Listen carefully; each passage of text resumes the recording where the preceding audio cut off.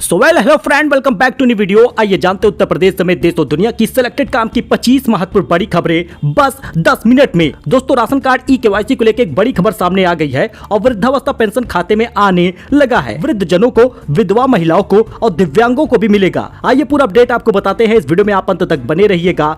चलिए शुरू करते हैं।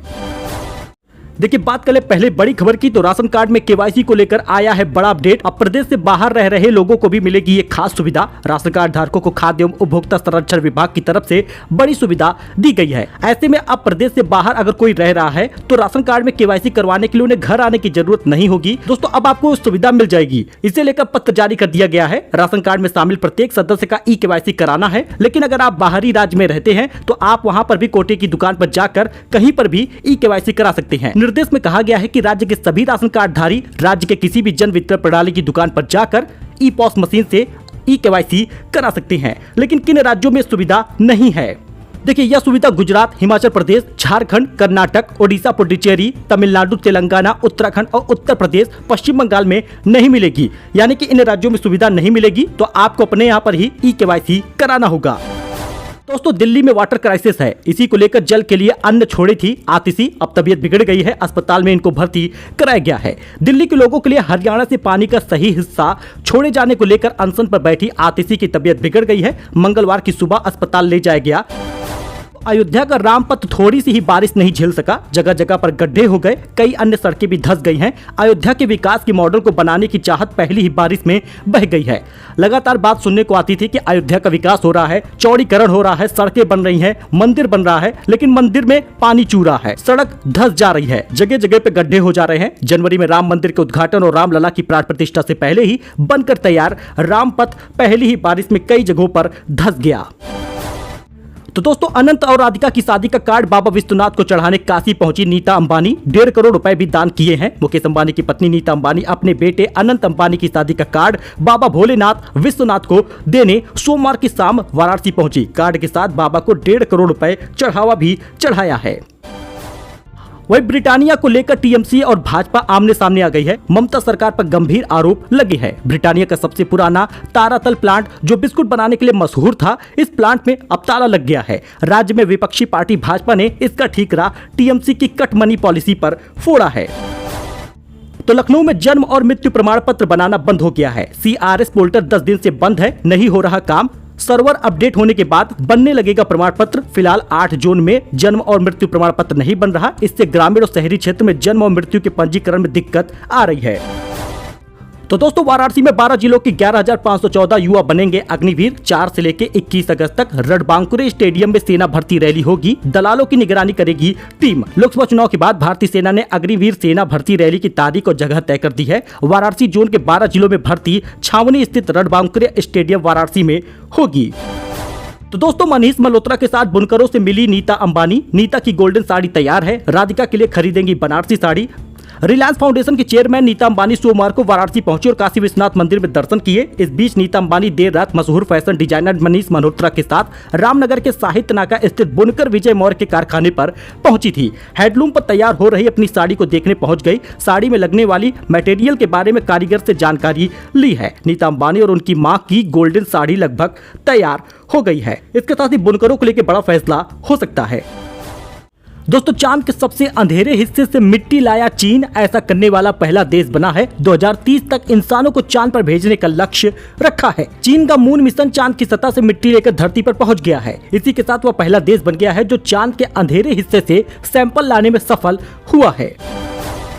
वही दोस्तों, नृपेंद्र मिश्रा बोले राम मंदिर में बिजली के पाइप से भरा पानी। अयोध्या में मंदिर निर्माण की गुणवत्ता में कोई समझौता नहीं हुआ। कुछ लोगों ने सिर्फ भ्रम फैलाया है। अयोध्या राम मंदिर में पहली बारिश से पानी टपकने पर मंदिर निर्माण समिति के अध्यक्ष नृपेंद्र मिश्रा ने सफाई दी। मंगलवार को उन्होंने कहा कि राम मंदिर के गर्भगृह में पानी भरने की 2 वजह रही है। पहला, गर्भगृह के आगे गुड़ मंडप का निर्माण अभी पूरा नहीं हुआ, इसके चलते बारिश का पानी मंदिर परिसर में आ रहा है। और दूसरा, तार डालने के लिए पाइप खुला था, इसके जरिए भी पानी मंदिर में आया है। वही पेपर लीक पर योगी सरकार का बड़ा फैसला। अध्यादेश को कैबिनेट में मंजूरी मिल गई है। 1 करोड़ जुर्माना लगेगा, उम्र कैद की सजा होगी। यूपी में पेपर लीक को लेकर योगी सरकार ने बड़ा फैसला किया है। कैबिनेट ने मंगलवार को पेपर लीक अध्यादेश को मंजूरी दे दी है। इसमें 1 करोड़ रुपए तक का जुर्माना और उम्र कैद तक की सजा का प्रावधान किया गया है। यूपी का नया पेपर लीक अध्यादेश आप यहां पर देख सकते हैं। फिलहाल आपको बताते चले कि 43 प्रस्ताव भी इसमें पास हुए हैं। लखनऊ में बीएसपी सुप्रीमो मायावती बोली, संविधान बचाने का ढोंग कर रही बीजेपी कांग्रेस, इन्होंने संविधान को जातिवादी और पूंजीवादी में बना दिया। यूपीएसआरटीसी में 1090 मृतक आश्रितों को मिलेगी नौकरी। इससे पहले ये लोग धरना प्रदर्शन कर रहे थे। मुख्यालय पर चला था धरना, 8वें दिन समाप्त हुआ। वादा पूरा नहीं होगा तो 2 महीने बाद फिर से प्रदर्शन होगा। यूपीएसआरटीसी में 1090 मृतक आश्रितों को नौकरी मिलेगी। दोस्तों, कोरियाई विमान 15 मिनट में 27,000 फीट नीचे आया। यात्रियों के कान से खून निकला, 17 घायल। तकनीकी खराबी की वजह से इमरजेंसी लैंडिंग कराई गई। वही दोस्तों, यूपी में डीएलएड कर सकेंगे देश भर के छात्र, बदलने जा रहा है एडमिशन का नियम। वर्तमान में अभ्यर्थी के पास यूपी का निवास प्रमाण पत्र होना चाहिए। सबसे अधिक फायदा निजी डीएलएड कॉलेजों में प्रबंधकों को होगा, जो पिछले कुछ सालों से डीएलएड की हजारों सीटें खाली रहने के कारण परेशान थे। लेकिन अब आपको बताते चले कि यूपी में डीएलएड कर सकेंगे देश भर के छात्र, बदलने जा रहा है एडमिशन का नियम। आस पड़ोस के राज्यों के भी अभ्यर्थी से लाभान्वित होंगे। पिछले साल खाली रह गई थी 70,000 से ज्यादा सीटें। वही दोस्तों, यूपी के करीब है मानसून। 12 जिलों में जोरदार बारिश होगी। वृंदावन में सड़कों पर भरा है पानी। बिजनौर हापुड़ में बिजली गिरने से 2 लोगों की मौत हुई है। वाराणसी, मेरठ, मथुरा समेत 12 शहरों में सोमवार को तेज बारिश हुई है और मंगलवार को भी कहीं कहीं पर बारिश देखी गई, लेकिन उमस का सामना करना पड़ रहा है। तो दोस्तों, युवक की नाक में 19 दिन खून चूसता रहा जोंक। प्रयागराज के डॉक्टर ने बाहर निकाला है, कहा आंत में चला जाता तो जान चली जाती। प्रयागराज के रहने वाले 19 साल के युवक की नाक में डॉक्टरों ने जिंदा जोंक निकाला है। जोंक युवक की नाक में 19 दिन तक रहा था, उसका खून चूसता रहा था। तो यूपी में एंट्री करते करते रह गया मानसून। बिहार बॉर्डर पर 5 दिन से अटका है। 63 जिलों में आज आंधी बारिश का अलर्ट है। 2 दिन बाद उत्तर प्रदेश में मानसून पहुंचेगा। यूपी में मानसून के प्रभाव के चलते कुछ इलाकों में बारिश हो रही है। आज 63 जिलों में बारिश और आंधी का अलर्ट है। इसमें 12 जिलों में हल्की तो 11 जिलों में तेज बारिश का अलर्ट है। फिलहाल आपको बताते चले, ये मानसून की बारिश नहीं है, प्री मानसून बारिश है, क्योंकि अभी मानसून यूपी में नहीं पहुंचा।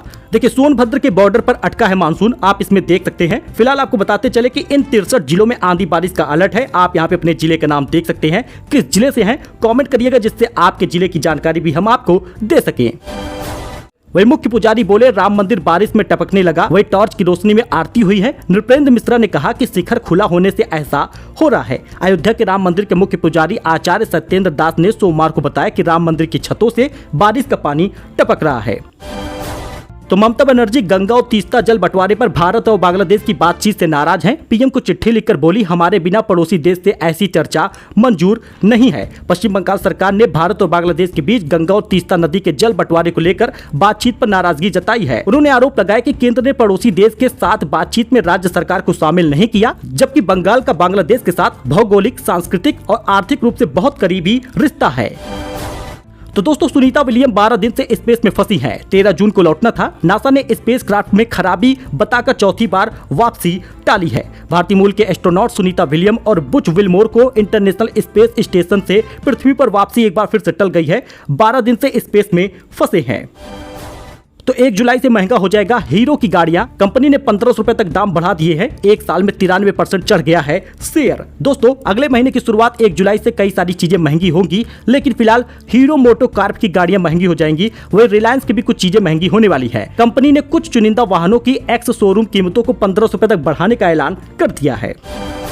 तो कीमत काबू में रखने के लिए गेहूं पर लगी स्टॉक लिमिट। होलसेलर के लिए स्टॉक सीमा 3000 टन तय किया गया है। 31 मार्च 2025 तक लागू रहेगा ये आदेश। जमाखोरी रोकने और प्राइस को स्टेबल रखने के लिए आज केंद्र सरकार ने गेहूं पर स्टॉक होल्डिंग लिमिट लगा दी है। ये लिमिट सभी राज्य और केंद्र शासित प्रदेशों के trader, wholesaler, retailer, big chain retailer, processor पर लागू होगा। सभी राज्यों के शासित प्रदेशों के लिए यह आदेश 31 मार्च 2025 तक लागू रहेगा। आटे की कीमत 34 रुपए से बढ़कर 36 रुपए तक पहुंच गई है और लगातार कीमत इसकी बढ़ती जा रही है।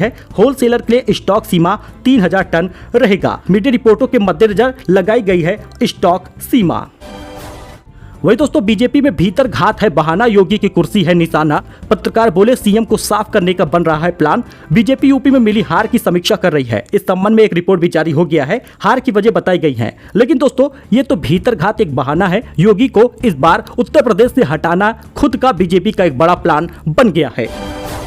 तो मुख्यमंत्री आवास योजना में सरकार ने किया बड़ा बदलाव, इन लोगों को भी मिलेगा लाभ। फॉर्म भरने की कवायद शुरू हो गई है। अगर आप भी विधवा अवस्था पेंशन पाते हैं या दिव्यांग पेंशन पाते हैं तो आपके लिए एक बड़ी खुशखबरी है, क्योंकि यह पेंशन धारकों को आवास योजना का लाभ मिलेगा। अगर आप एक वृद्ध महिला हैं, अगर आप एक विधवा महिला हैं तो आपको आवास योजना का लाभ मिलेगा। आवेदन करिएगा, सरकार ने नई तैयारी, नई शुरुआत की है। फॉर्म भरिएगा, जांच होगी। अगर आप लाभार्थी होंगे तो आपको आवास योजना का लाभ मिलेगा, घर मिलेगा, तो आप इसको जरूर करिएगा। आवास योजना का ग्रामीण लाभ विधवा और दिव्यांगों को भी इस बार मिलेगा। शपथ पत्र भराया जाएगा, इसमें इस बात का जिक्र होगा कि मैंने आवास योजना का लाभ पहले नहीं लिया, मतलब ये एक शपथ पत्र होगा। अगर आपने पहले लाभ इसका नहीं लिया तो आपको लाभ जरूर मिलेगा।